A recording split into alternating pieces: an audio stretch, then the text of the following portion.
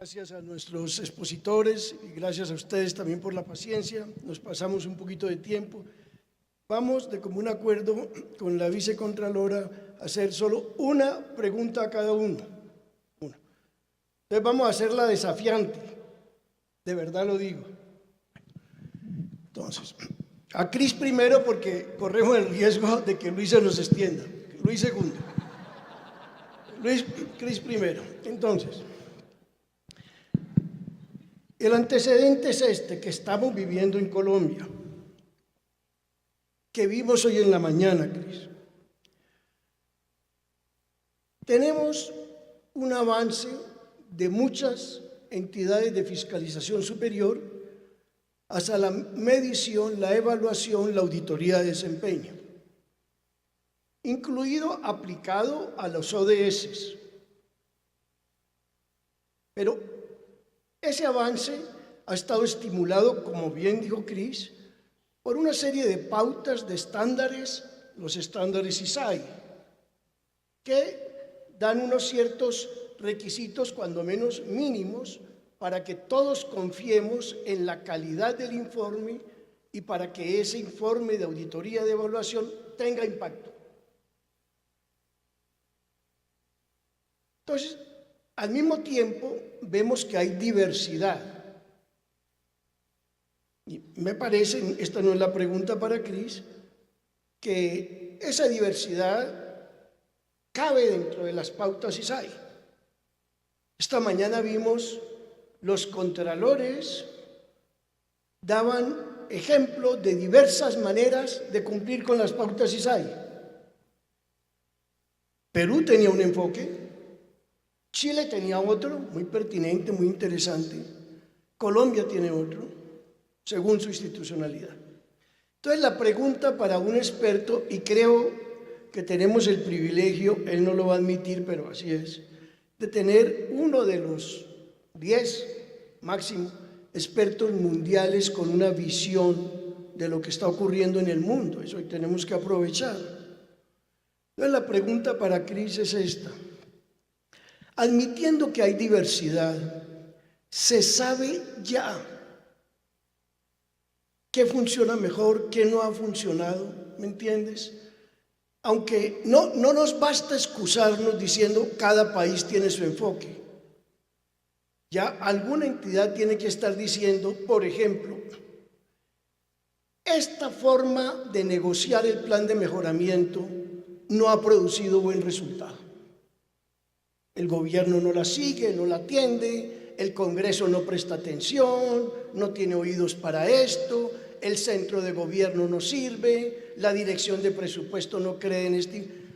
Tiene que haber ya un cierto balance, donde pudiéramos encontrarlo, no para que Colombia siga un estándar, sino para que siga una única manera de hacerlo, siga los estándares, sí, sino para saber, alertarnos, qué ha tenido más éxito y qué ha tenido más fracaso. ¿Dónde encontramos eso, Cris? Y enseguida hago la pregunta a Luis.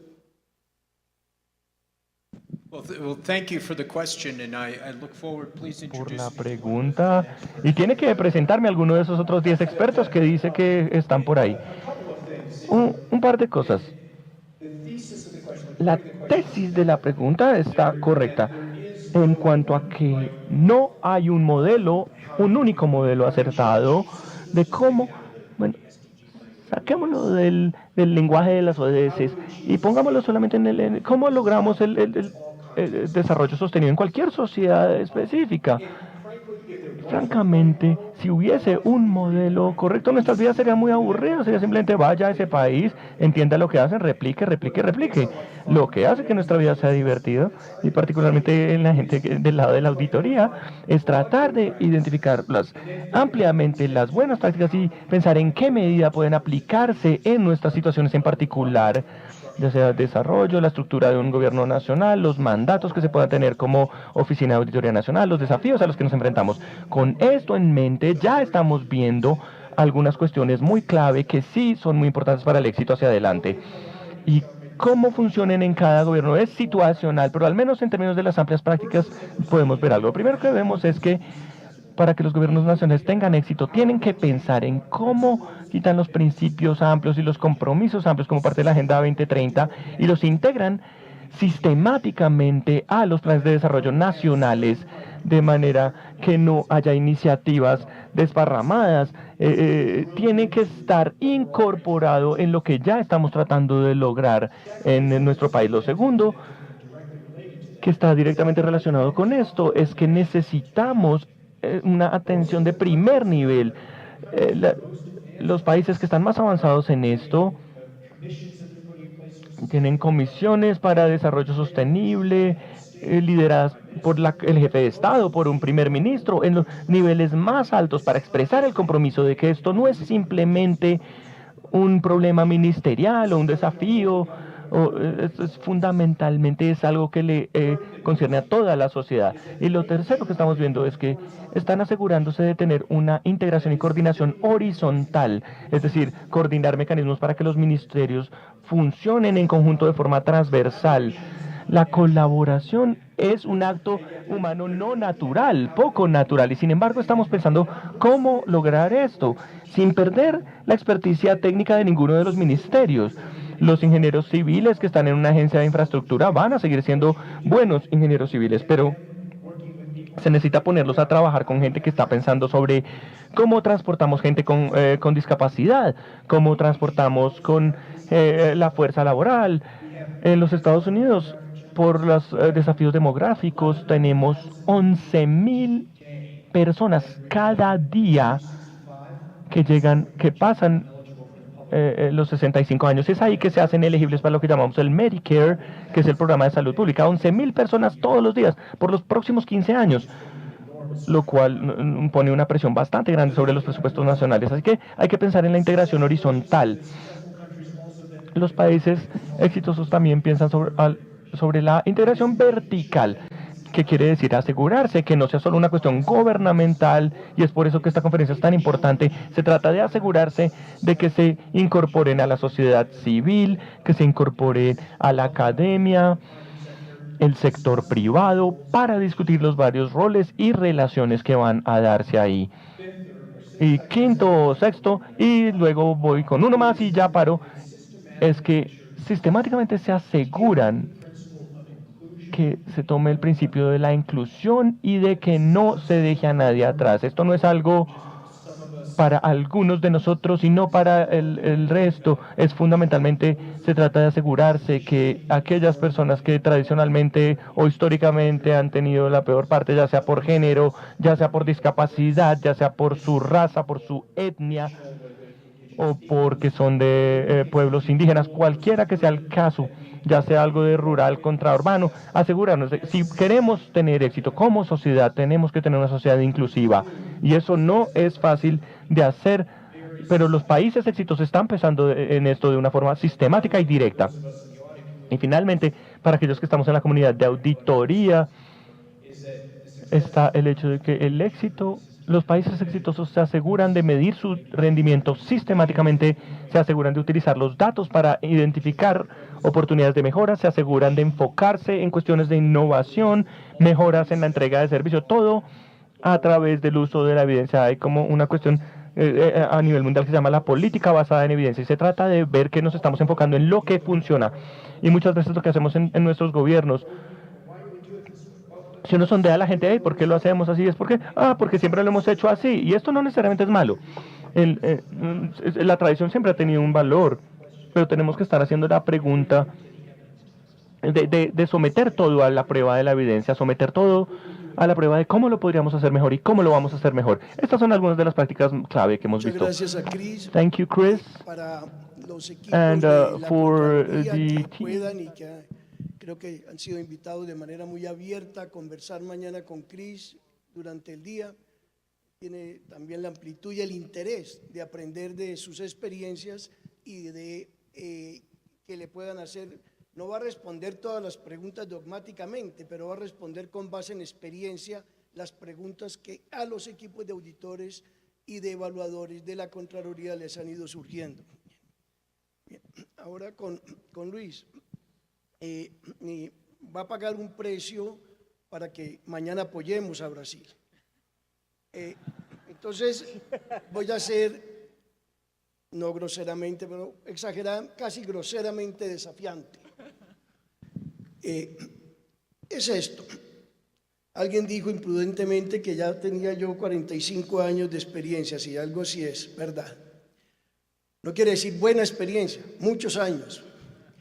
Entonces, a lo largo de esos años, yo he trabajado también un poco esto de gestión financiera pública, sistemas de información integrados de finanzas públicas, de información financiera pública.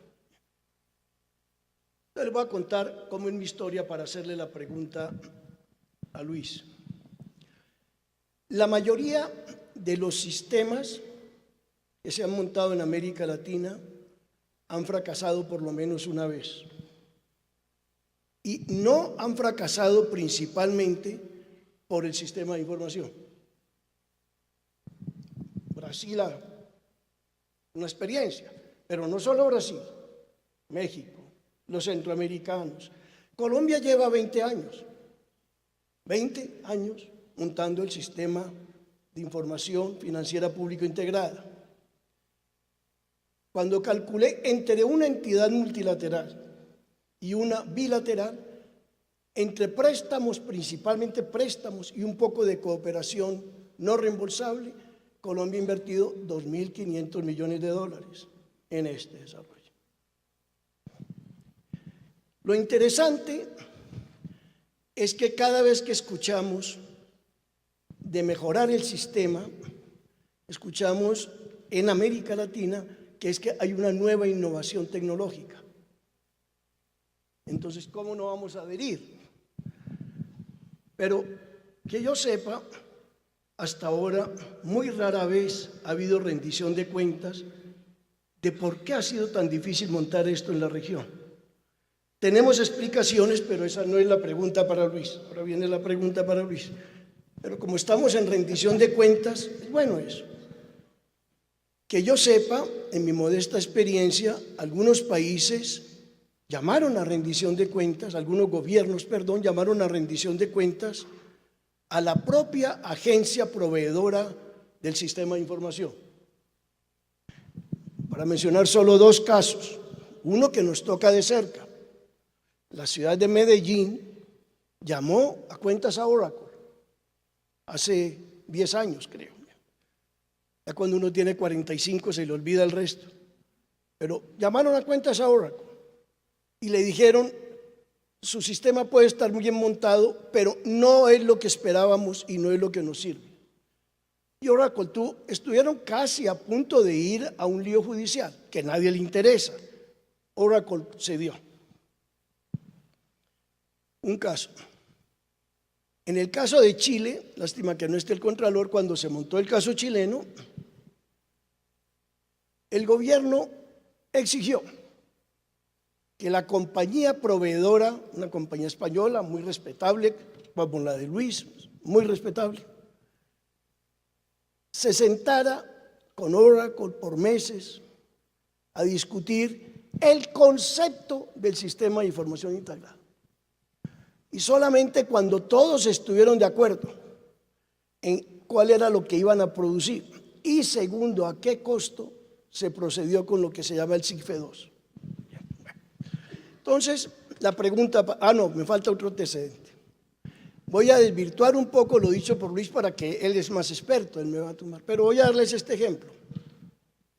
Hace 1 año y medio, la OECD produjo un lindo documento, lindo libro está en forma, que se llama Value for Money, ¿no? Beneficios por un dinero que usted paga. Ese es el análisis que tiene que hacer el gobierno. El capítulo 8, creo, trata de presupuesto. Ese capítulo recoge 8, si estoy bien, reformas de punta en materia presupuestaria. Muy interesantes, porque es el capítulo que se hace ya diciendo explícitamente, los expertos de la OECD, encabezados por Dirk Kram, están diciendo, en realidad estamos corrigiendo lo que hacíamos antes. Muy interesante. La introducción del capítulo dice, hay que corregir todo esto. Entonces, ellos se dan el mea culpa y hay que corregir. Que yo recuerde, creo que ninguna, pero aceptemos que haya una de 8 reformas que está movida por una reforma informática. Las demás no, ninguna de las otras. Hay que cambiar la idea de que esto lo resuelve el clasificador presupuestario por objeto del gasto, entonces pasamos acá. No eran reformas impulsadas por el desarrollo informático. Pregunta para Luis. 1. ¿En qué nos basamos para decir que las reformas en gestión financiera pública se deben principalmente a desarrollos informáticos, especialmente cuando la inmediatamente anterior no está funcionando? Y segunda, es la misma pregunta, pero dicho de otra manera. ¿Cuál es la responsabilidad de las firmas proveedoras de este servicio? No en producir el sistema, sino en producir lo que necesita el cliente. Una nota para aquellos que conocen el blockchain mejor que yo. El gran caso de blockchain en el mundo es Bitcoin. El problema de Bitcoin no es el blockchain. Claro que se puede hacer, porque los problemas de Bitcoin son grandísimos en el mundo, tienen poco que ver con el blockchain. Usted, por favor. Very good. could you repeat from the beginning? No, I'm kidding.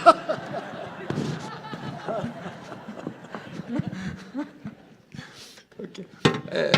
I think that you touched, Fernando, a lot of crucial points here. So I would like to start off. Y quisiera entonces empezar de pronto hablando sobre las personas, porque hablamos muchísimo sobre la tecnología y también no hemos hablado sobre las personas. Creo que en tanto no se entienda las personas que se tienen y las capacidades que hay que construir para que ellos puedan manejar las nuevas tecnologías, al final del día usted va a comprar un Ferrari, pero no necesariamente va a estar bien porque no todos van a poder manejar un Ferrari. Más o menos esa es la idea y esto va en la dirección que usted mencionó. Nosotros no podemos ver todas estas nuevas tecnologías o las tradicionales incluso.